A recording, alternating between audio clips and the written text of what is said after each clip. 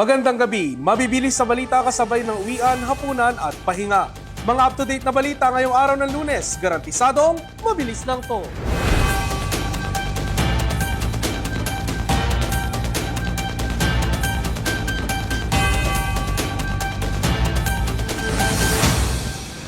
Matapos ang 6 na buwang pag-absent sa Senado, lumutang si Senador Ronald Bato de la Rosa ngayong araw, kung kailan nagbotohan ang mga senador na mapalitan si Senator Tito Soto bilang Senate President. Sa huli, 13 senador ang bumoto pabor kay Senador Alan Peter Cayetano bilang bagong pinuno ng Senado. Mabilis sa balitang hatid ni Michelle Guilliam. Galit na galit at mangiyak-ngiyak na pumasok sa session hall ng Senado si Senator Ronald Bato de la Rosa kanina matapos ang 6 na buwang pagka-MIA o Missing in Action. Daing niya, sinubukan siyang pigilan ng mga tauhan ng National Bureau of Investigation na makapasok sa Senado. Ipinakita pa niya sa mga kasamahan sa Senado at media ang duguan niyang mga daliri matapos umano siyang makipagbuno sa mga tauhan ng NBI sa garahe pa lang ng Senate building. Tinanong rin siya ng media kung bakit matapos ang ilang buwan ay napili niya ngayong araw dumalo sa sesyon kasabay ng pagpapalit ng liderato sa Senado. Ang mga kaalyado ng senador sinubukan siyang pakalmahin. Kasunod ng kaguluhan, dulot ng biglang pagdating ni De La Rosa, nagmosyon si Senator Joel Villanueva na babakante ang lahat ng posisyon sa Senado, 13 ang pumabor. Saka ninomina ni Senator Amy Marcos si Senator Alan Peter Cayetano na umupo bilang bagong Senate President. Sunod namang ninomina ni Senator Ping Lacson si Soto sa pagka-SP. Ang resulta, 13 senador ang bumoto para kay Cayetano, 7 kay Soto, 2 naman ang nag-abstain. Bumoto pabor kay Cayetano ang mga senador na sina Pia Cayetano, Cheese Escudero, Joel Villanueva, Amy Marcos, Rodante Marcoleta, Robin Padilla, Bongo, Bato de la Rosa, Jinggoy Estrada, Loren Legarda, Mark Villar at Camille Villar. Ang mga senador naman na sina Ping Lacson, Kiko Pangilinan, Risa Ontiveros, Bam Aquino, Raffy Tulfo, Erwin Tulfo, Sherwin Gatchalian at Lito Lapid ang bumoto para kay Soto. Nag-abstain naman sina Senators Juan Miguel Zubiri at JV Ejercito. Agad na nanumpa bilang bagong pinuno ng Senado si Cayetano na pinangunahan ni Senator Camille Villar. Makikita pa sa tabi ni Cayetano ang kanyang ate na si Senator Pia Cayetano at may bahay na si Taguig Mayor Lani Cayetano. Samantala, hindi naman raw kinagulat ni Senator Tito Soto ang pagkakatanggal niya sa pwesto. Sa tingin ni Soto, posibleng konektado sa impeachment ni Vice President Sara Duterte ang kanyang pagkakatanggal sa pwesto. Matapos ang botohan, napunta ulit ang talakayan kung bakit hinayaang makapasok sa Senado ang NBI at kinastigo ang Senate Sergeant of Arms dahil dito. Inilagay pang gusali sa lockdown, kasabay ng pahayag ni former Senator Sonny Trillanes na hawak na ng NBI ang warrant of arrest laban kay De La Rosa na inilabas ng International Criminal Court. Matatanda ang isa si De La Rosa sa mga personalidad na binanggit sa pre-trial proceedings ng ICC kaugnay ng drug war ng Duterte administration. Ipinakita pa sa sesyon ang CCTV footage kung saan makikita si De La Rosa na hinahabol ng mga umano'y NBI agents para ihain sa kanya ang warrant of arrest. Ilang palapag ang tinakbo ni De La Rosa hanggang makapasok siya sa isang silid at nasarahan ng pinto ang mga humahabol sa kanya. Dahil dito, nagmosyon si Marcoleta na maisalalim siya sa protective custody ng Senado na agad namang naaprubahan. Bago ito, nagpunta sa Senado ang mga tauhan ng Philippine National Police Criminal Investigation and Detection Group para ihain ang sapina laban kay De La Rosa kaugnay ng kanilang investigasyon sa extrajudicial killings. Michelle Guilliam para sa All TV News, Channel 2. Impeached sa Kamara si Vice President Sara Duterte. Nakakuha ng mas malaki sa 1/3 na botong kinakailangan sa plenaryo para umusad ang impeachment. Nakatakda namang i-transmit ng mababang kapulungan ang articles of impeachment sa Senado para sa impeachment trial. Narito ang report. Pinabura ng mga mambabatas sa Kamara ang committee report ng House Committee on Justice patungkol sa probable cause ng 2 impeachment complaints laban kay Vice President Sara Duterte. 255 ang bumoto pabor habang 26 ang tumutol at 9 ang nag-abstain. Ibig sabihin, impeached na ang bise sa Kamara at mapupunta na sa kamay ng Senado ang paglilitis para rito. With 255 members voting in the affirmative, 26 against, 9 abstention. House Resolution number 989, together with the findings, conclusion, recommendations contained in Committee Report number 261 are hereby adopted.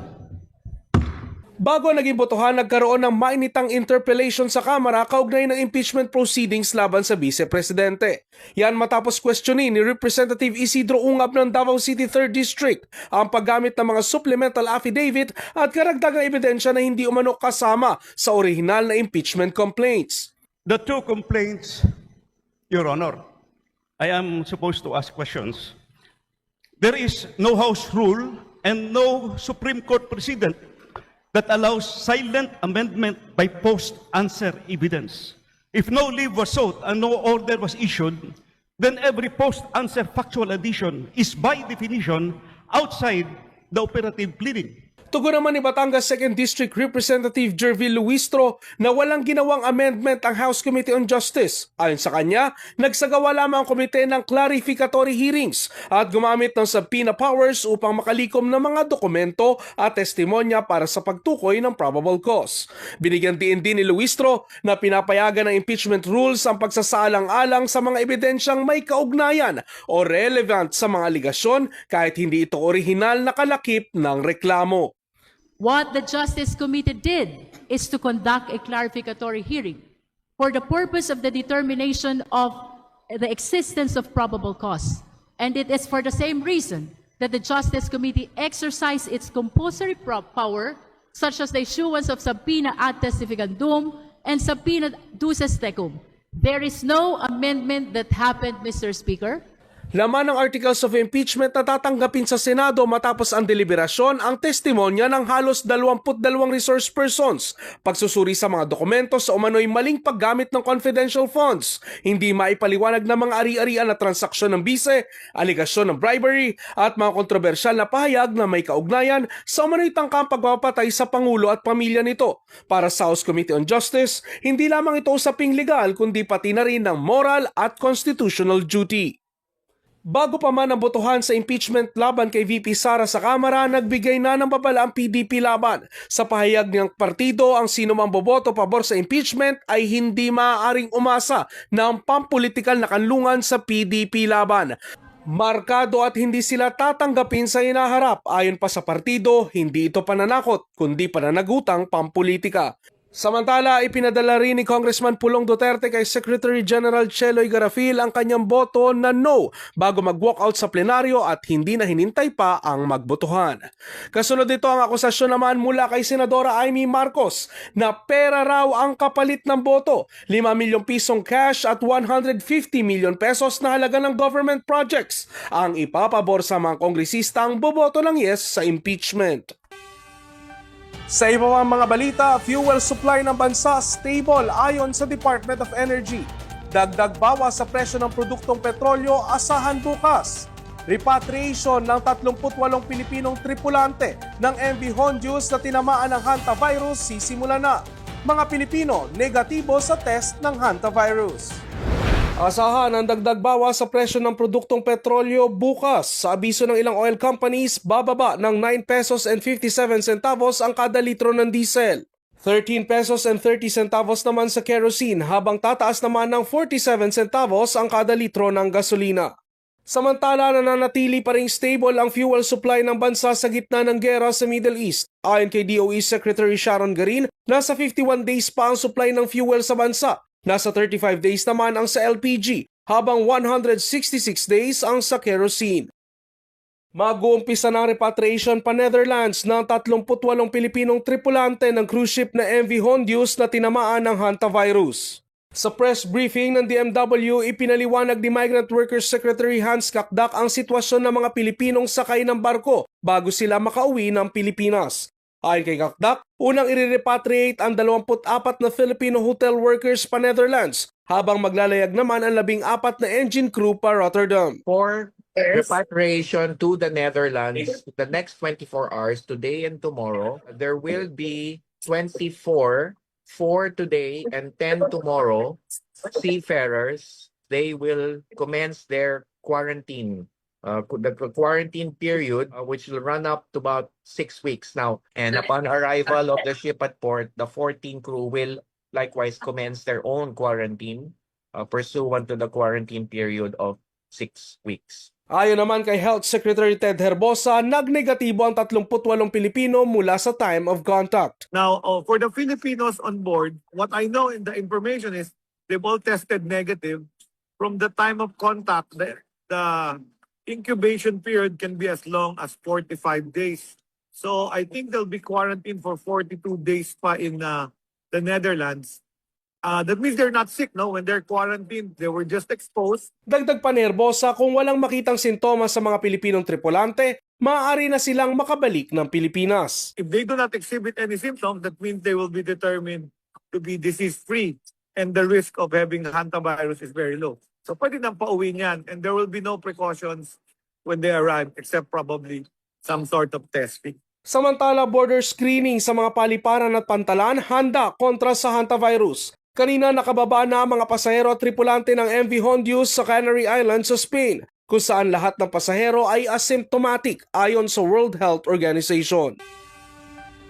Sa panahon na madalas punuan ang emergency rooms, may bagong pasilidad na handang tumulong sa mga minor medical concerns. Mula lagnat at ubot-sipon hanggang animal bites at minor injuries, pwede nang dumiretso sa bagong Urgent Care Center ng Makati Medical Center. Nagbabalik para sa mabilis na balita, si Michelle Guillar. Para sa mga may lagnat, ubot-sipon, animal bite o minor injuries na kailangan ng agarang check-up, may bagong opsyon na ngayon sa Makati Medical Center. Binuksan na ng Makati Med ang kanilang bagong Urgent Care Center o UCC na layong magbigay ng mas mabilis at mas convenient na medical care para sa non-emergency cases. Simula pa noong Abril, operational na ang UCC sa ground floor ng Tower 1 at nakatutok ito sa mga pasyenteng nasa stable condition pero nangangailangan ng same-day treatment. Kabilang pa sa mga titatanggap dito ang may stable fever, cough and colds, eye irritation, bites, sore throat, skin rashes, back pain at minor procedures gaya ng suture removal. Mas nabibigyan namin ng focus yung mga critical na pasyente sa main emergency department, while yung mga pasyente sa UCC ay mas nabibigyan namin ng mas efficient, mas quiet, as mas streamlined na lugar. We are giving a high level of expertise delivered in a different mindset towards speed and convenience. Paliwanag pa ni Dr. Flores, malaking tulong ang UCC para maiwasan ang overcrowding sa emergency room, kung saan umaabot sa halos 200 pasyente kada araw ang hinahandle ng emergency departments. Sa pamamagitan ng urgent care setup, mas napapabilis ang serbisyo para sa mga non-critical cases habang nabibigyan naman ng mas agarang atensyon ang life-threatening cases. By creating a dedicated space for urgent cases, mas dinedemonstrate ng Makati Med ang malasakit by providing a faster pathway for pain relief. May guide na nakadisplay sa labas ng facility para madaling malaman ng publiko kung emergency room o urgent care center ang dapat nilang puntahan. Bukas ang UCC mula alas 10 na umaga hanggang alas 10 ng gabi araw-araw. Michelle Guillar para sa All TV News, Channel 2. At yan ang mga balitang nakalap ng All TV News. Para sa iba pang balitang mabilis, bisitahin ang aming website, alltv.ph/news. I-like at i-follow din ang aming social media accounts. Ako po si Ralph Lopez. Magandang gabi.